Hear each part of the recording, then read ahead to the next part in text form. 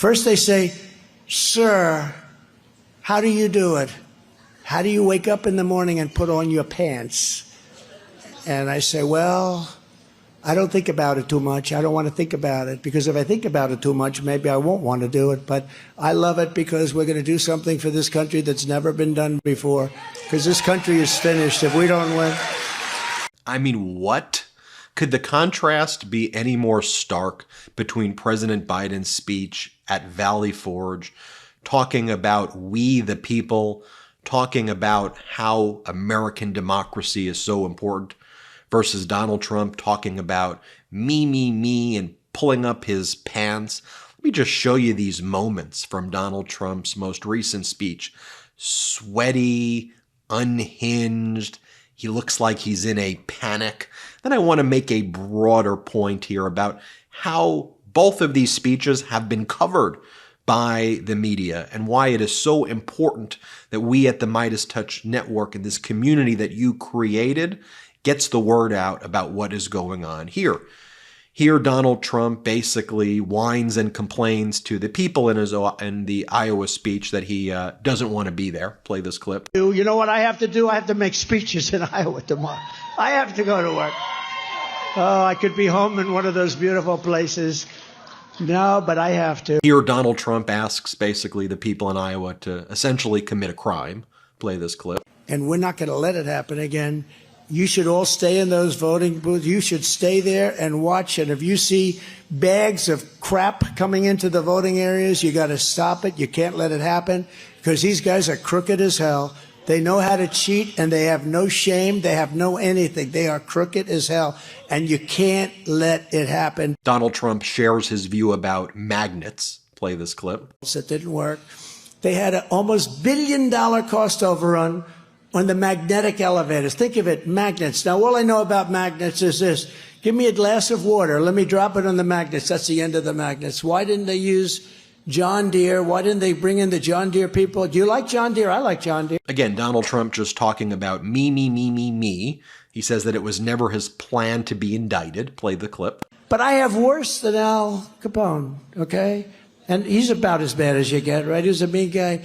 This was never in my plan, being indicted for it. I got indicted. I had a period I was being indicted so fast we didn't know where the hell they were coming from. And Donald Trump shifts into scientist mode, doesn't know what he's talking about, but just kind of randomly just starts saying a bunch of word salad. He thinks he sounds smart. He doesn't. Play this clip.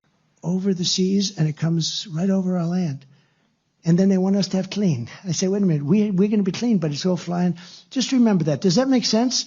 In other words, it's all coming through the currents, through the air. It all comes. They can name it. They can say exactly where it's going to be and when. Oh, and here's Donald Trump saying that he thinks that he would have beat George Washington and Abraham Lincoln in a landslide by 35 points. Play this clip. He said, sir, if George Washington and Abraham Lincoln came back from the dead and they decided to run as president and vice president, you'd beat them by 35 points. Oh, and here's Donald Trump saying that he won all 50 states in 2020. Play this clip. I mean, last time we won 50 states, right? Okay, so that was Donald Trump's speech right there, leading up to and on the anniversary of the January 6th insurrection right there. Very odd, very strange. If President Biden did any of that, it would be front page news. Would you doubt for a second that if President Biden said any of that, it would be on a non-stop loop, both on right-wing media and legacy media that tries to both sides the issues? They don't even try to both sides the issue anymore. They would push that over and over again. Look, I have proof. Let me show you the proof. This is the paper. This is the paper of record, the New York Times. I'm looking at the front page of the New York Times right now from January 6th. That speech was given January 5th that I just showed you. Is there any mention at all about what Donald Trump said or did there? No. Is there any mention at all on the front page about January 6th? About how Donald Trump continues to stay falsehoods and to promote the insurrection right now? No, there's no stories on the front page about the insurrection. This is the New York Times front page. What is on the front page is an attack on President Biden on January 6th. And this is what it says. Biden squeezed by both sides on immigration. Biden squeezed by both sides on immigration, and they run with a photo that says, this child's family was stopped Wednesday in Eagle Pass, Texas, and they're using that to attack President Biden. That's what the New York Times is doing. President Biden trying to find a bipartisan solution and provide border funding.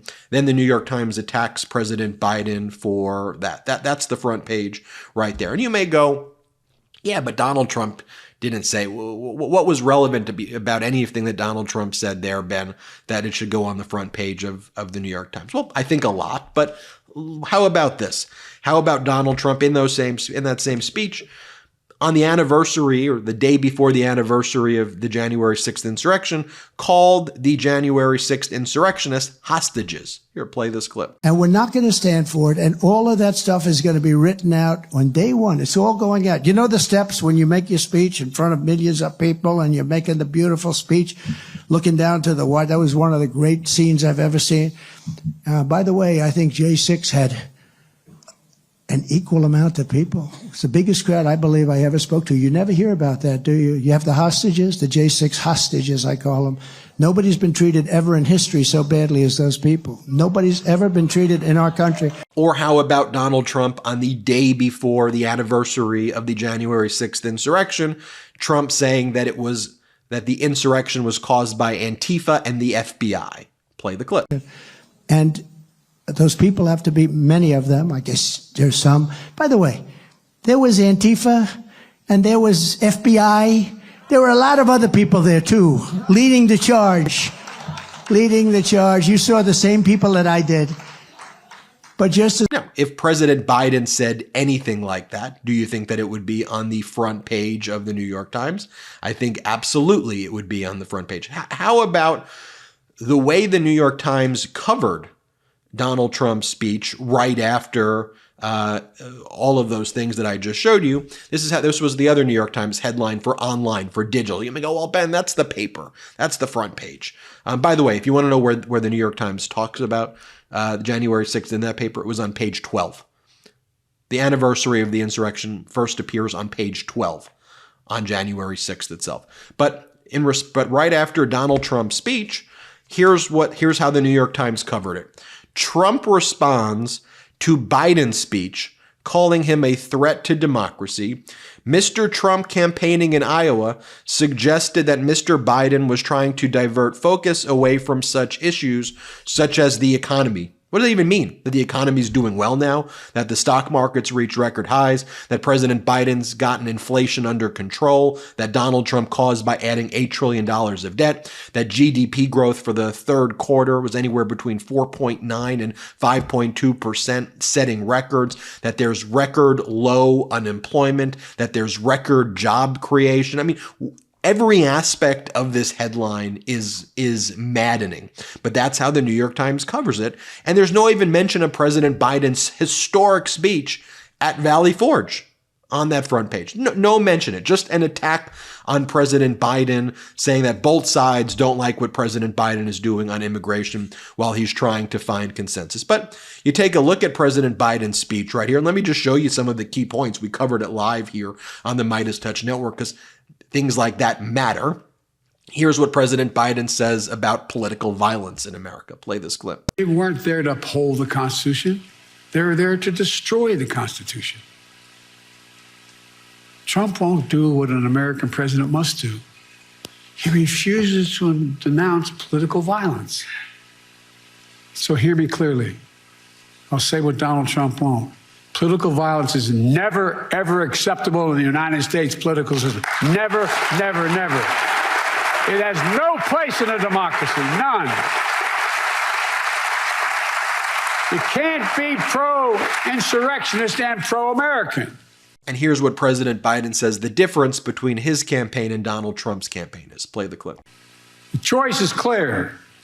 Donald Trump's campaign is about him, not America, not you.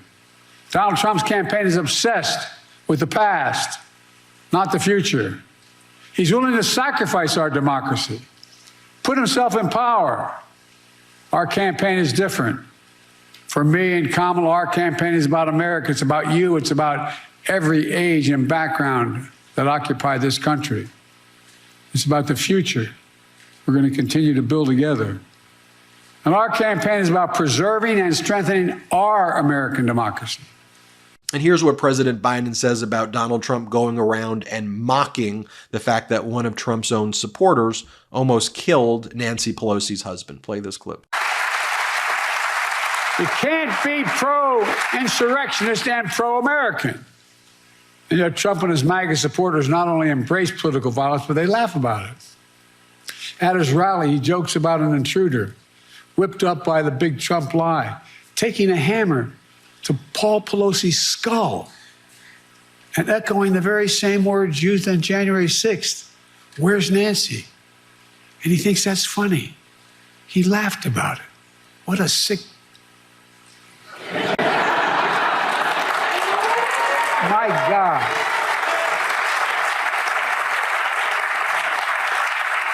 I think it's despicable, seriously. Not just for a president, for any person to say that. But to say it to the whole world listening. When I was overseas, anyway. But the New York Times doesn't want to cover any of that at all. They don't want to cover any of that at all. And again, this is why it is so important that you share these videos. Because the platform that we're building here at MeidasTouch with almost 2 million subscribers is bigger than, in many ways, bigger than the New York Times YouTube footprint. More people are watching this channel now than are watching CNN, MSNBC, or Fox on digital, thanks to you. And that's because I crave, you crave, this community craves the facts, the truth. We're done being gaslighted by the media about what's going on. So I need your help. I really need your help.